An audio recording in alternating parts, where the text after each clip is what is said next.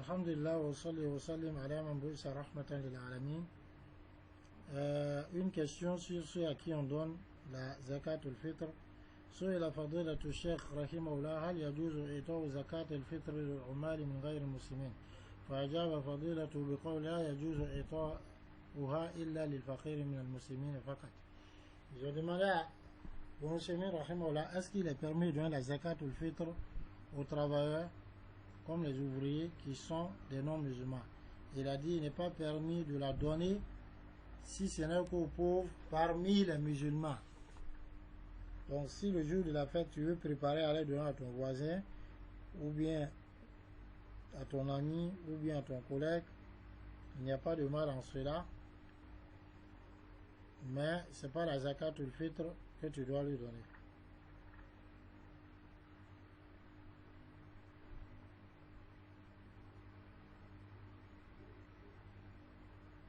Donc la zakat al-fitr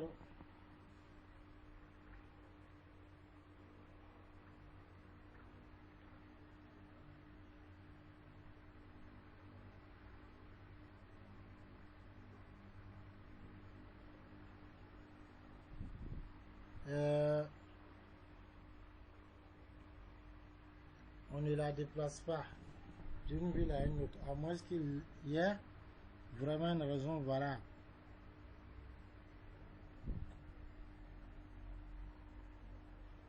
S'il n'y a pas de besoin, il n'est pas permis. Maintenant, est-ce que la zakat al-fitr, il faut la donner en argent ou bien en nourriture? Abu Saïd al-Khudri disait qu'au temps de Rasulullah sallallahu alayhi wa sallam, il donnait ça en nourriture, comme le hadith est rapporté par Bukhari Muslim. Et lorsque Muawiyah est venu du Sham, il a vu qu'il fallait qu'il donne en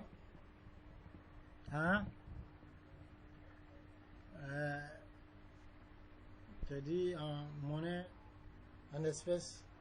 Et Abu Saïd al-Khudri il a dit, quant à moi, je ne la donne pas, je ne vais la donner, je ne vais jamais la donner si ce n'est que en nourriture. Et beaucoup de personnes, les Hanafiya, et puis dans une parole Cheikh Islam Moutemia, en cas de besoin, de nécessité, il est permis de donner en nourriture. Ça, c'est ce qu'ils disent. Mais la plupart des savants, tels que l'imam Malik, Abu Hanifa et Shafi'i, disent qu'il n'est pas permis de donner si ce n'est qu'en nourriture. Parce que d'abord, le hadith dit, Rasul sallam, il a institué la zakat al-fitr soit à une quantité de nourriture. Ensuite, l'autre hadith dit, on a donné ça pour mal et masakin, une nourriture pour les pauvres. Ensuite, alors lorsque on a un sort de nourriture, c'est le même sort de riz, c'est le même sort de dattes, c'est le même sort de fonio, ainsi de suite. Même si on pèse, c'est pas la même chose, mais quand on mesure, c'est la même chose. Alors que si c'est en termes d'argent, alors celui qui mange riz d'un cacha, le prix du kilogramme, c'est différent de celui qui mange oncle sac. Une autre chose, les gens disent, mais aujourd'hui, les gens ont plus besoin d'argent. Au temps de Rasul sallallahu alayhi wa sallam, les gens même avaient besoin d'argent. Donc ça, c'était présent et on n'a pas donné un argent. De même, la zakat al-fitr, ça fait partie des sha'air, c'est-à-dire les emblèmes de l'islam. Donc si on donne en argent, ça perd ce caractère d'emblème. De même, beaucoup de savants, tels que Ibn Baz, Ibn Usaymin, Cheikh Salih al-Fawzan, beaucoup de savants contemporains, et même un de nos cheikhs, le cheikh Abdul Mohsen al-Qasim, l'un des imams actuels de la mosquée de Medina, va dire dans ses cours même de Ramadan là, que ce qui est authentique, c'est de donner en nourriture. Et certaines personnes ont vu, mais ici, il n'y a pas à trop réfléchir. C'est en fait imposé. Donc, il faut donner la nourriture. Mais on peut voir parmi les Assar, des Sarafs, des gens qui ont donné en argent ou bien qui ont donné en autre chose. Voilà. Donc, ça reste une question de divergence. Mais nous disons, voilà, Alem, l'avis le plus sûr, c'est de donner la nourriture. Mais si tu donnes la nourriture et que tu trouves autre chose à donner aux pauvres ou aux nécessités, pour pouvoir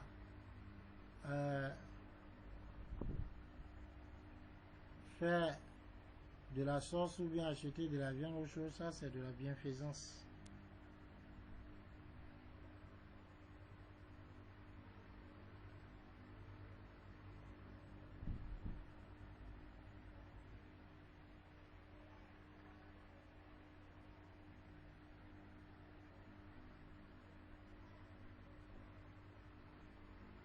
Et ça, ils ont posé la question à Ibn Semir, est-ce qu'il est permis de donner la zakat ou le fitr en augmentant, d'augmenter la zakat ou le fitr à l'intention de la sadaqa, une offrande. Il a dit, Naam, il est permis de donner que l'être humain augmente, ajoute sur la zakat ou le fitr et l'intention qu'il doit avoir pour ce qui est ajouté sur l'obligatoire, ça doit être la sadaqa.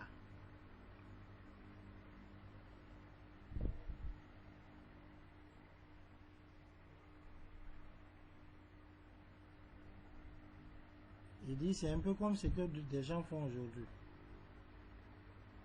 Il a 10 personnes pour lesquelles il doit donner la zakat ou le fitr, mais il achète un sac de riz qui dépasse la zakat ou le fitr, l'estimation de la zakat ou le fitr pour les 10 personnes, et il donne tout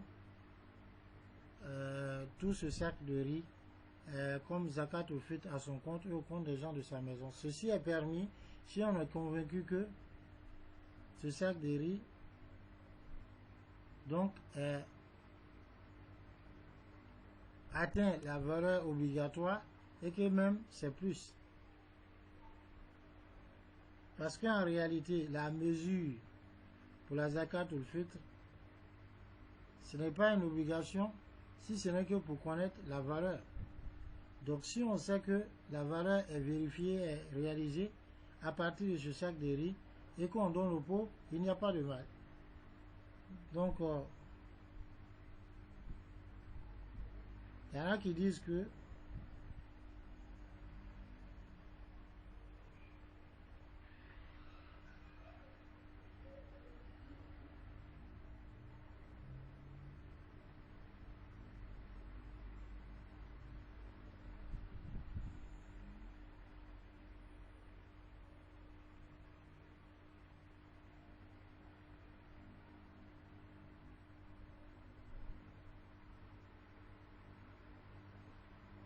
les savants non divergent.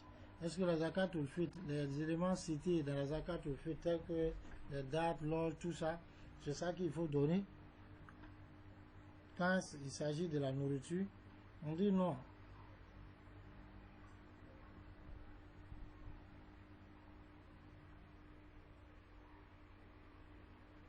La nourriture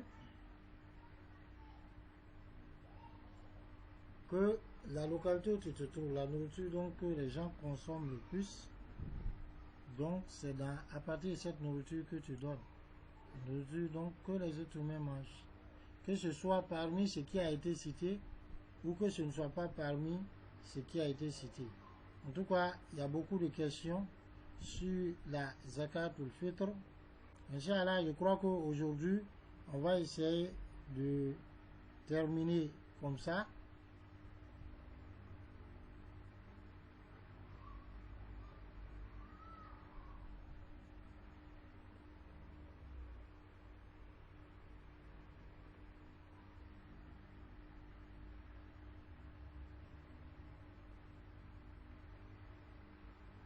Donc c'est un peu ça, la nourriture que les gens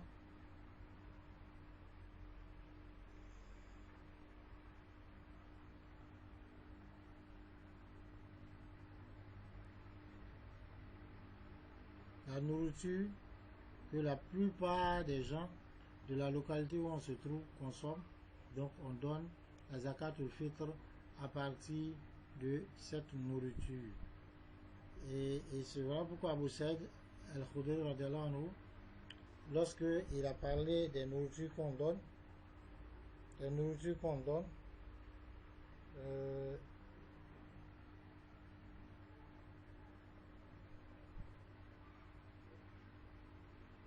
pour la zakat al-fitr, quand il a cité, il a dit, et notre nourriture, ce temps-là, était telle et telle.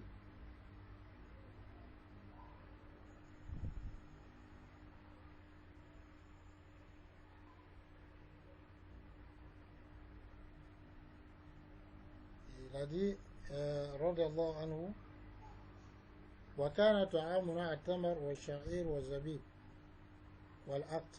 Il dit, et notre nourriture était constituée de dattes, d'orge, de raisins et de lentilles.